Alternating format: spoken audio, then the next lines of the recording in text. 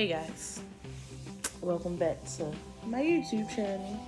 So it's been about 3 months. Well, it's been over 3 months since I posted a video. And I'm gonna tell you why. So I made my YouTube channel, right? I'm recording this video off my phone. But I made my channel, and don't mind my attire because I wasn't putting in gold. But I made my YouTube channel, Then I was in this group. Then I was in this group, I was getting subscribers and all of that. So I was really working towards this whole YouTubing goal, right? But then, hold on, because I gotta make sure. Maybe, I don't know. So yeah, I was really working towards, being a YouTuber.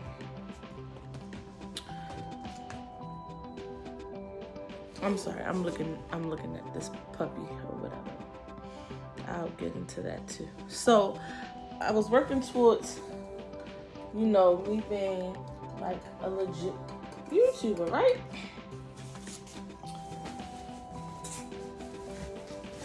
I keep forgetting this pulls out. So come to find out,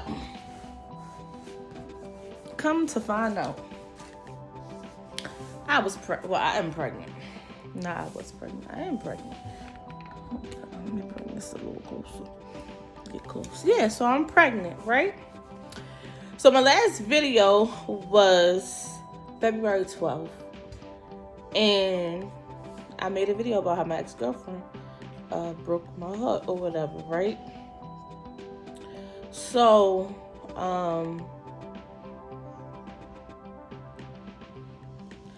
Valentine's Day came. So I had people telling me, girl, you pregnant. And I'm ignoring them like, that's the wrong answer. Like, anyway, like I turned 30 this year. Nobody got time for all that. So, because I was really trying to go out the country for my birthday. Yo. So, Valentine's Day come. So, I ordered my daughter's father, because I'm having a girl, but I'm gonna get to that. But I ordered my daughter's father something. And I had walked to the shopping center that's literally across the street from my house, like 2 blocks or whatever.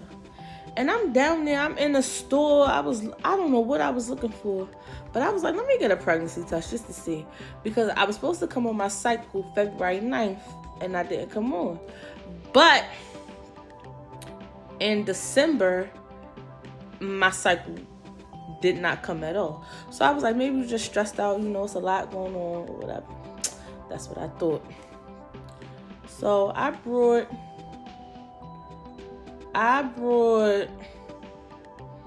the pregnancy test. It had 2 of them in there, and I brought like 2 from the Dollar Tree. I brought like 4 tests because I be trying to be sure.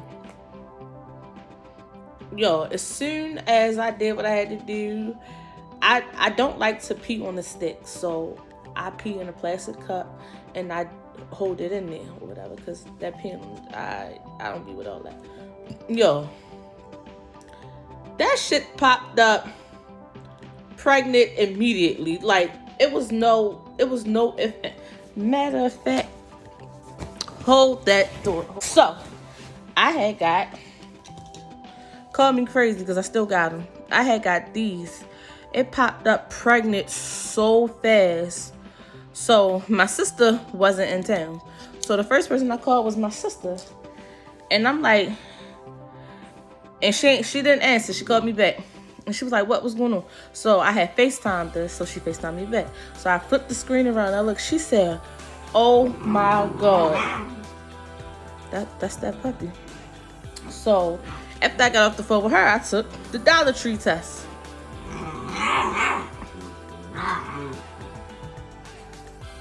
I took the Dollar Tree test, pregnant. So I'm such in disbelief. or whatever the case may be. I'm about to give him this toy to play with.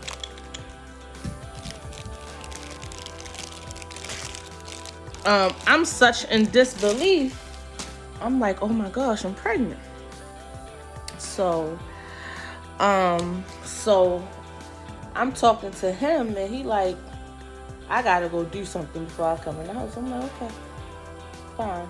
So little did I know he was going to go buy me a Valentine's Day gift or whatever. Alright. Y'all, this freaking puppy is underneath the couch trying to get this toy. And if he gets stuck, I'm not lifting the couch up. He's gonna have to wait. I wish I could show y'all. Oh my god. Because he is under the couch. And he's gonna stay there. So anyway, I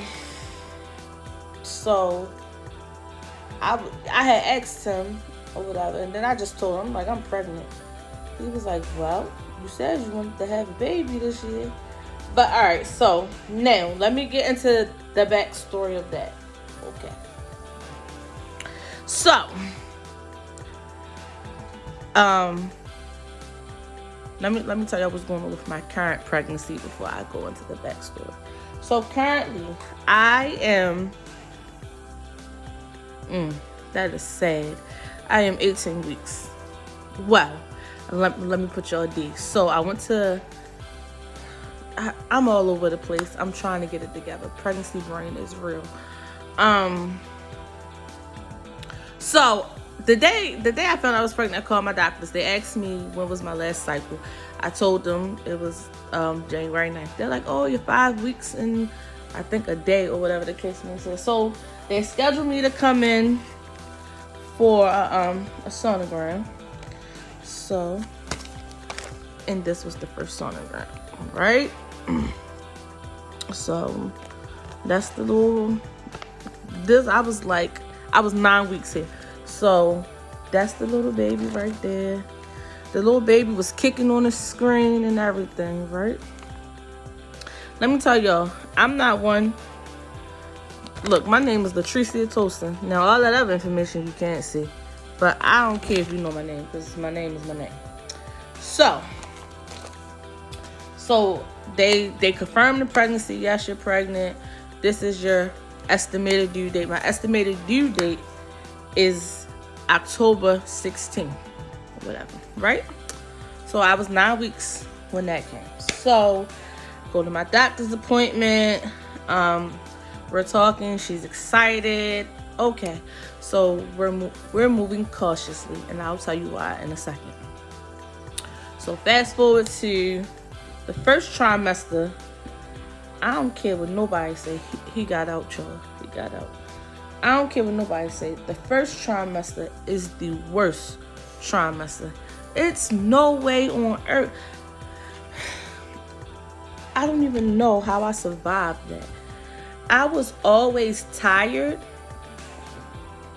And I didn't even peep that I was sleeping so much before I found out I was pregnant.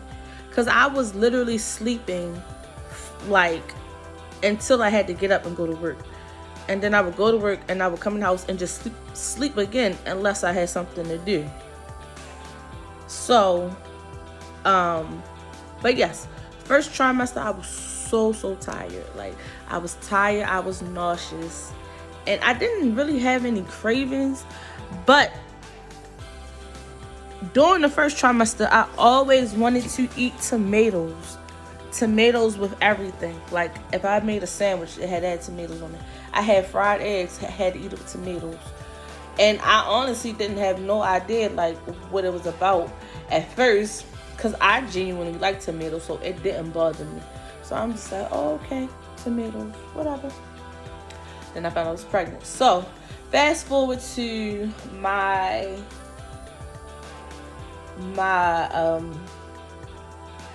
I forgot I don't know how you pronounce it, but it was my second sonogram, genetic sonogram or whatever. You and the dad go to the sonogram appointment. They ask about your history or whatever the case may be. So this is what I'm gonna tell y'all. So this is my story. This is my 7th pregnancy.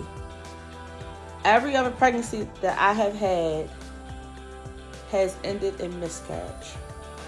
The hardest pregnancy was the one last year. I found out I was pregnant in March of last year, and I went to the doctors. They're like, oh, they confirmed the pregnancy. Baby had a heartbeat and everything. Then about 2 weeks later, I'll never forget it. We were at the basketball court, and I was just feeling really eerie, like, and I just kept saying, like, something is wrong, something is wrong. Like, I was spotting a little bit, but during the first few weeks of being pregnant, you can spot, and it's not necessarily a bad thing. It's your uterus and all of those things or whatever. I was spotting, so my doctor was like, I don't think you should worry about it. But she was like, if you really feel something is wrong, I'm gonna send your information to labor and delivery, and you can go. So,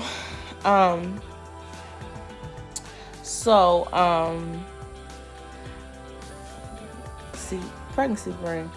Yes. So on April 6th, like I was saying, I was feeling eerie. I felt something was wrong, so I go to labor and delivery, and so they got the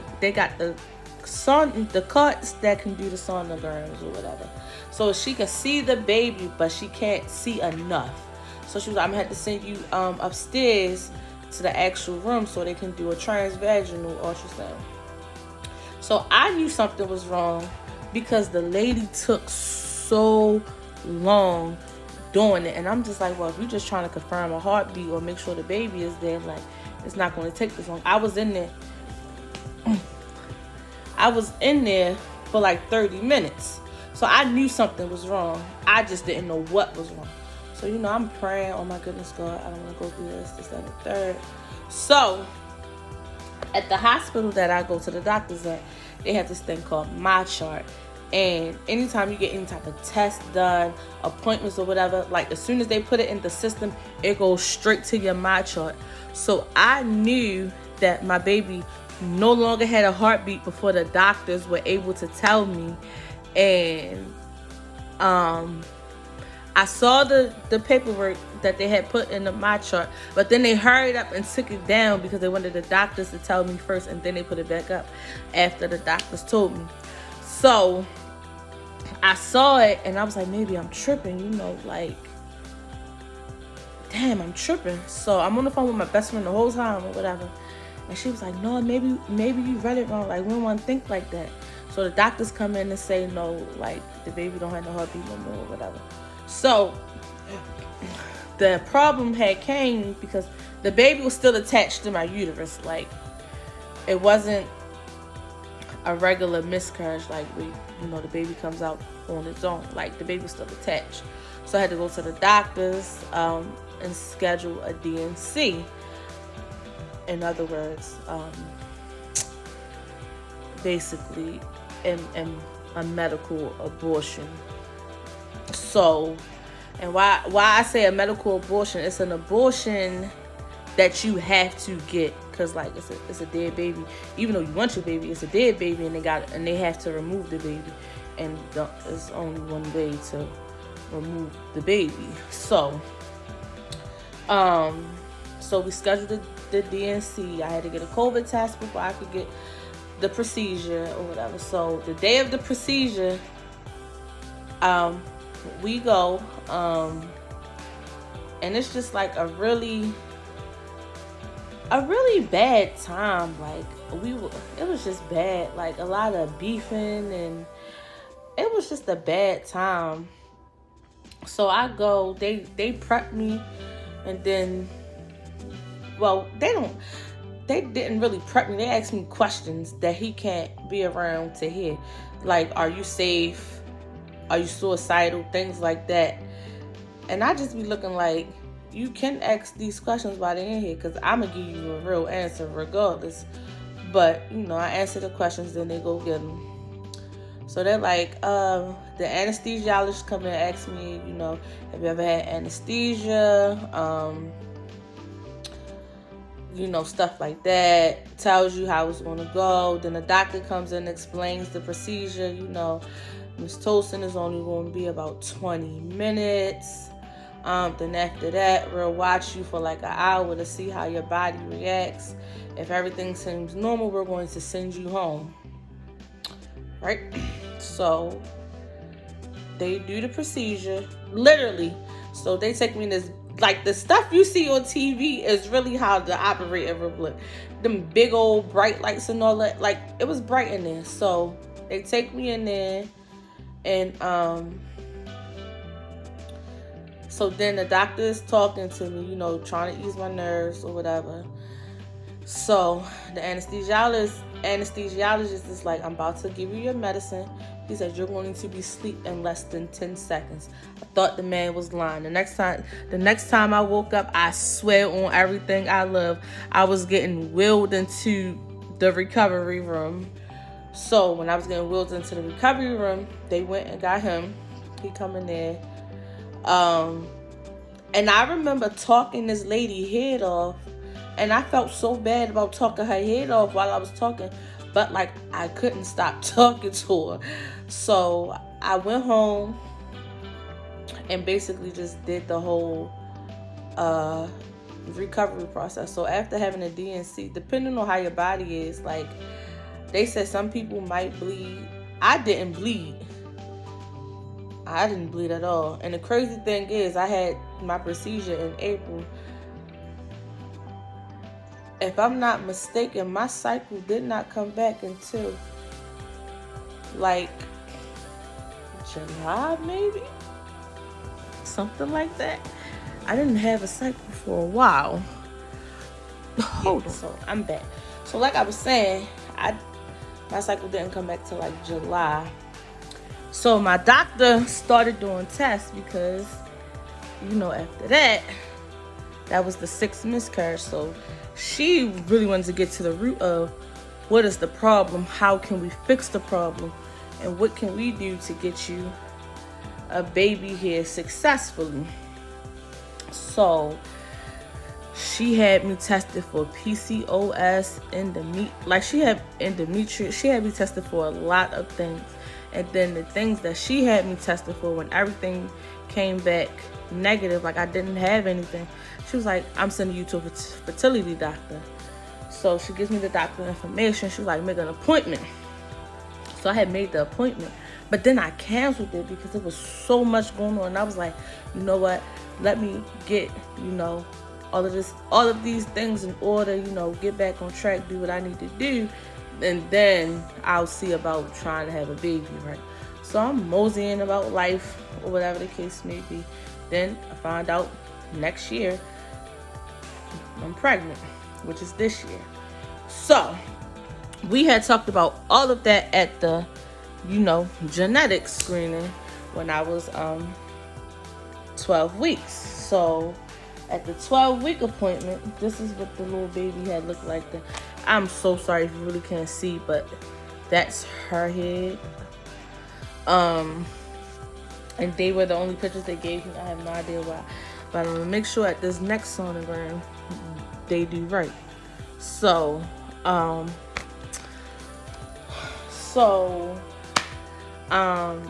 at that appointment, they're doing, you know, they're measuring the baby. And every time they measure the baby and do what they're doing, it's popping up. You're 13 weeks and 3 days.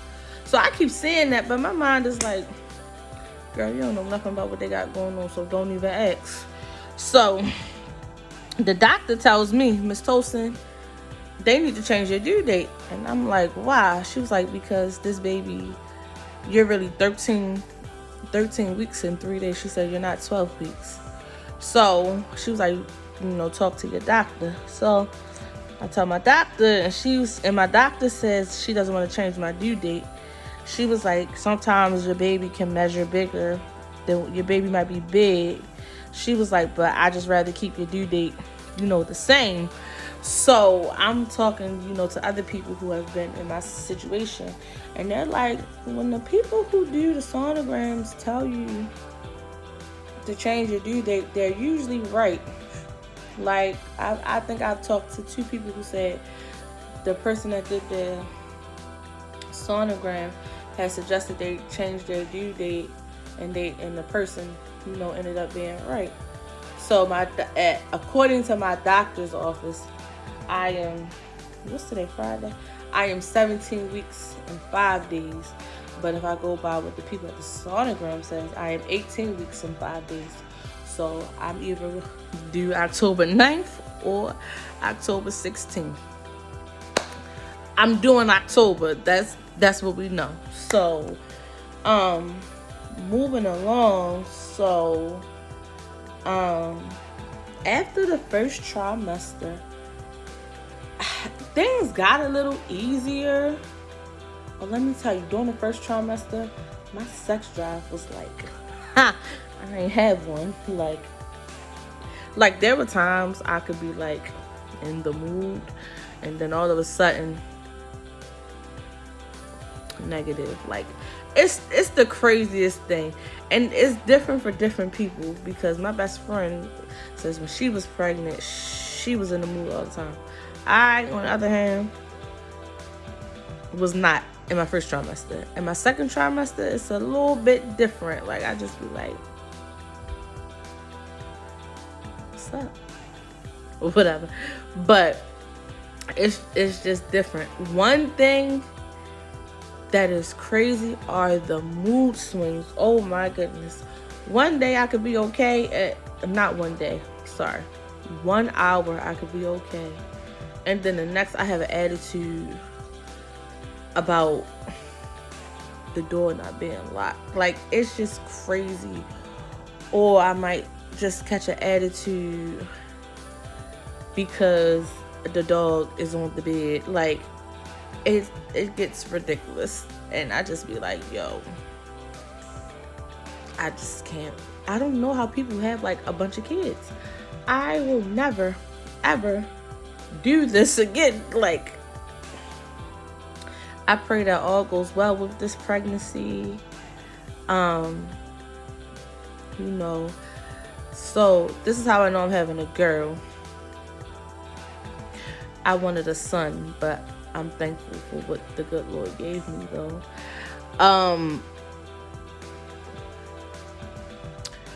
So at the genetic testing, they ask they test for Down syndrome. Baby does not have Down syndrome, so that's a blessing. But they also can tell you the sex of the baby through blood work. And the probability of the test being wrong is very low, like very low. Like it happens, but it's a very low chance that they're wrong. So I got the results back from the test. So I'm scrolling in my phone trying to hurry up to see where it say the sex is, and it say fetal sex consistent with female. And I just was like, dang.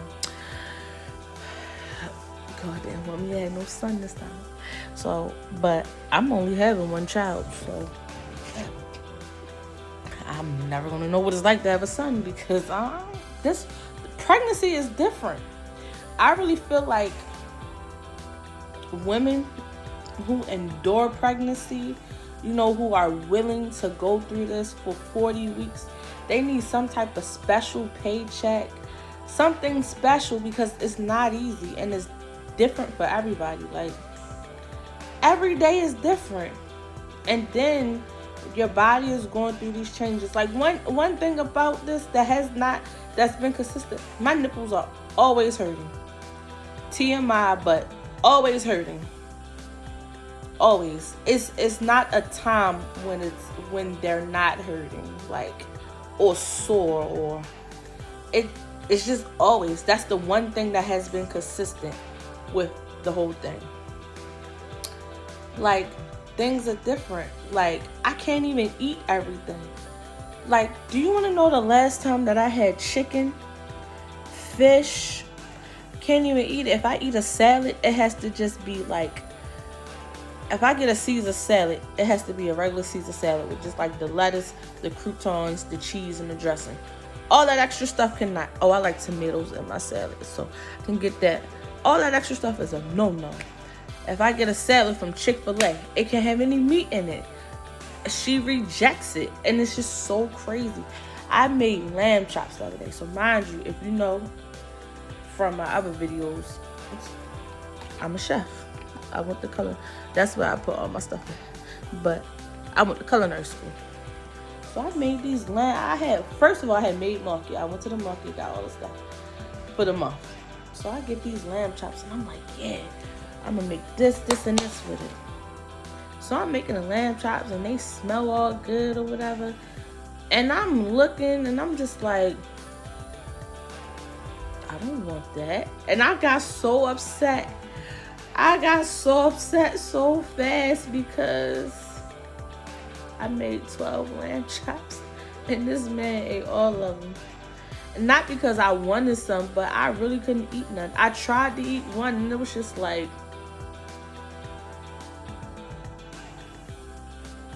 it was bad. So I was just like, oh my God. So like, I haven't been able to eat. Like, I like oodles and noodles. Haven't eaten any noodles. Now, I could eat ground beef. That's about it. Like, it's just, oh my God, it just be crazy. I can eat all the sides in the world. I can eat fruit, all that. But that meat thing is crazy. And I can eat all the carbs that I want. It's just, it's the meat. Like, it be messing me up because I really be wanting to eat chicken. And I can't. And I really be mad. I'm trying to figure out what this is over here that I... Yo, and then when you pregnant, it don't, man. It's just crazy. I have something else I want to share with y'all, but I can't share it yet until I figure out what's going on with it. But as soon as I figure out, I'm going to share it. So, that's the reason why I have been MIA off of YouTube. Hopefully, I really want to start doing weekly updates. Keyword, I want to start. I don't know how successful I will be. I'll try. I'm not going to guarantee anything, but I can guarantee that the next time that there for surely will be a video is when I go to my 20-week appointment in 2 weeks. And that's just basically check the baby anatomy, make sure all the organs are growing properly, and also confirms the sex of the baby. So, but otherwise than that, that's about it. So I thank you for watching this video.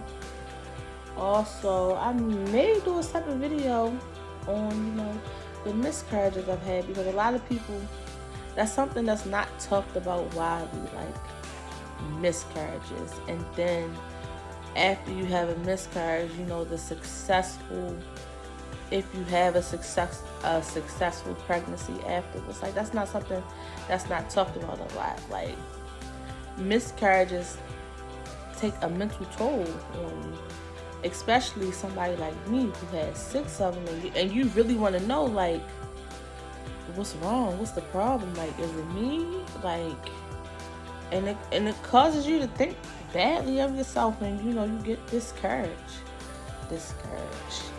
So I just encourage anyone who has suffered a loss of pregnancy, take your time and don't feel upset, don't feel rushed or anything. It's crazy to say this, but when it's your time, it will be your time. This is the furthest I have been in any pregnancy ever. And I'm just praying that we make it to the full delivery and I can meet little mama. I'll reveal her name at a later date and time. But yeah, I thank you for watching this video with me. and